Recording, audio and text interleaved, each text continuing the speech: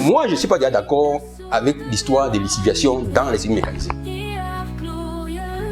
Parce que là, il faut vraiment un monitoring. Après, on évacue les déchets comment? Qui est là pour contrôler? En connaissant les Chinois qui sont prêts à gâter votre pays pour sauver leur pays, c'est pas le chez eux. Les gars déversent ça n'importe comment.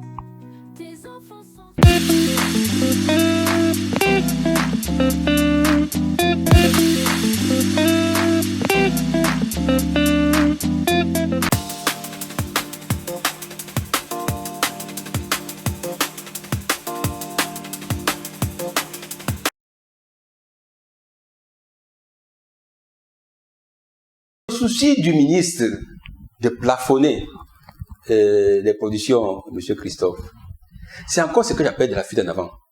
Et pour moi, ce n'est pas une méthode scientifique. Vous ne pouvez pas avoir une boutique.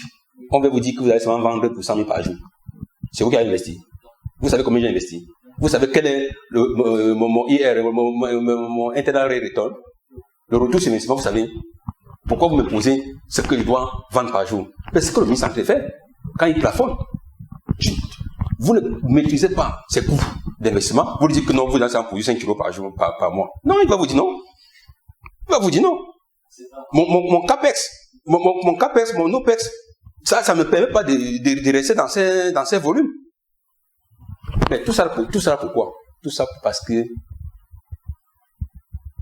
le terrain que je t'ai donné, je n'ai aucune maîtrise des réserves. Parce que si j'avais la maîtrise des réserves, je t'attends seulement ici que mon terrain que je vous ai donné, ça faisait 100 tonnes d'or. Donc moi j'attends. Et je l'ai proposé au ministre. Et pourquoi ne pas faire des évaluations des flats? Afrique, berceau de l'humanité. Je suis là en pleine évaluation d'un flat aurifère.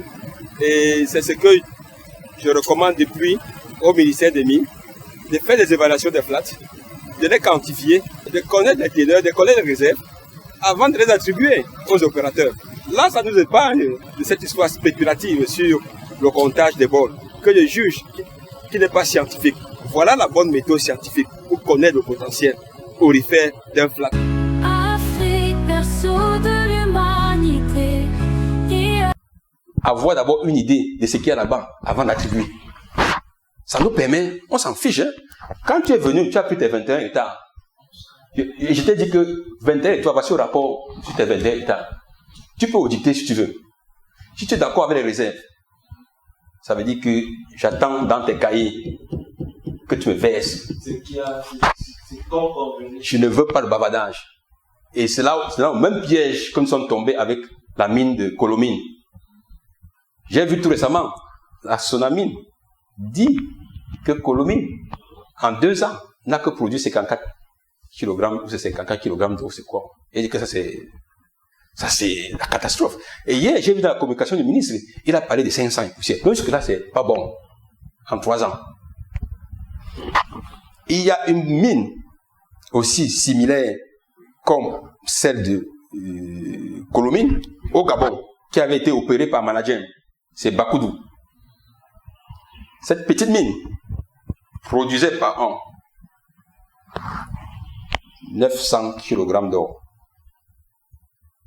En 3 ans, nous sommes à 2700 kg. Ça fait 2 tonnes 7. Une mine similaire au Cameroun, en 3 ans, a produit moins de 100 kg. Non, c'est impossible. Vous savez pourquoi? Parce qu'une mine comme ça, là, dès le 2e mois, tombe en faillite. Son coût opérationnel ne tient pas cette production. La mine, c'est pas la sorcellerie. La mine, c'est pas la sorcellerie. Il y a ce qu'on appelle OPEX. OPEX, CAPEX. Ok? Vos coûts opérationnels. Si vos coûts opérationnels, si la production ne peut pas tenir vos coûts opérationnels, vous êtes dans la merde. Et pour des projets comme ça, là, comme Colomine, si vous n'avez pas produit 20 kg d'or par mois, vous êtes dans la merde. Les charges ne vont pas vous permettre. Il n'y a pas seulement les charges, il y a aussi tout.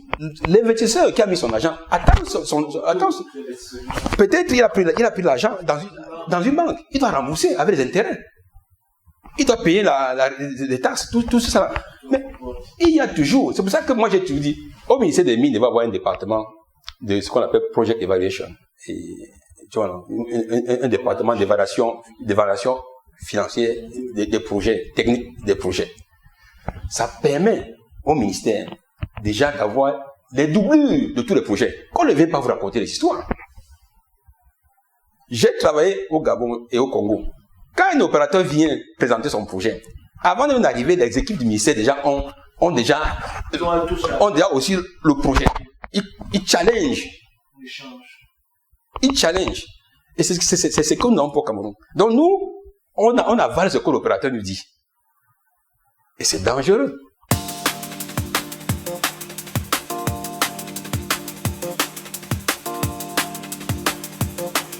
Autrement dit, docteur, vous voulez dire que l'État du Cameroun ne connaît pas la véritable capacité des différents gisements miniers qui sont sur son sol, que ce soit en or ou dans d'autres matières? Le Cameroun a une connaissance très faible de son sous-sol. Je vous ai dit dès le début que le ministère des Mines vous dise combien ils investissent dans la recherche et l'exploration. 0 franc. Je n'ai jamais vu un géologue du ministère sur le terrain en train de faire un travail, même de la tsunami. Mais vous voulez être un pays minier.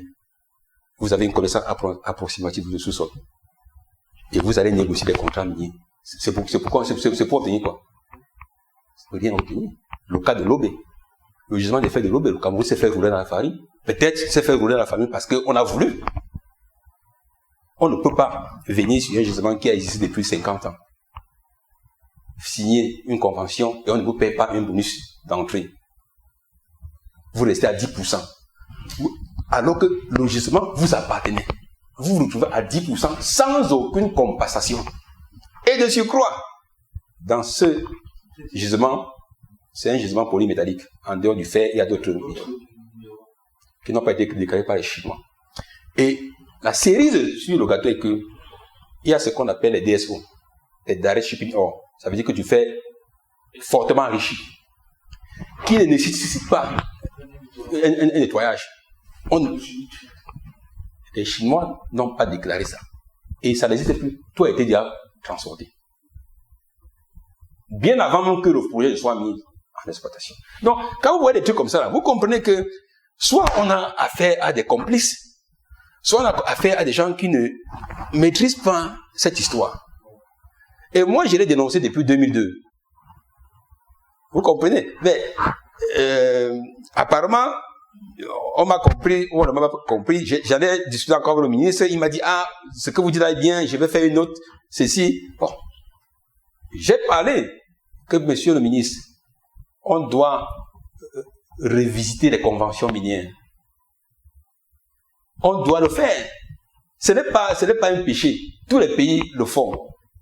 Si à un moment on constate que c'est pas bon, on dit venez, on regarde encore ça. Nous avons vu au Sénégal avec les contrats pétroliers. Ils sont en train de vouloir revisiter. Est-ce que c'est un problème? C'est pas un problème. Donc revisitons. Il y a le code minier, qui est un mauvais code minier. Changeons. Le code minier n'a pas été envoyé par Dieu. Ce sont les hommes qui ont écrit. Et les mêmes hommes peuvent changer. Si on peut changer la condition d'un pays, pourquoi ne pas changer le code minier? Pourquoi ne pas mettre d'abord un temps d'arrêt pour voir clair, pour restructurer, afin que toutes ces ressources-là bénéficient au Cameroun? Parce que je vous demande, depuis qu'on nous sommes on se rend compte que nos richesses minières ne nous aident pas, nous Camerounais, nous qui sommes dessus, ça aide plutôt les pays comme la Chine. Mais ça aide qui? Je vous ai parlé d'un pays, d'une région comme l'Est. Il n'y a pas de route, il n'y a pas d'eau, il n'y a pas d'électricité, il n'y a pas d'école, il n'y a pas d'hôpitaux. Ça, ils sont des œuvres sociales qui doivent normalement être réalisées en PPP, en partenariat public-privé. Ça fait le contenu. Ok. Donc, comment vous et moi nous profitons de nos ressources? Comment vous et moi vous sentez que le Cameroun est un pays producteur de pétrole? Je paye le litre à 840. Au même prix qu'un pays non producteur, n'est-ce pas? Il faut réfléchir, il faut se déplacer. Voilà. Donc, c'est vraiment un problème J'ai toujours dit, le problème de notre secteur minier est systémique que sectoriel. Voilà ma position. Ce système qui dérange. Si on réussit à revoir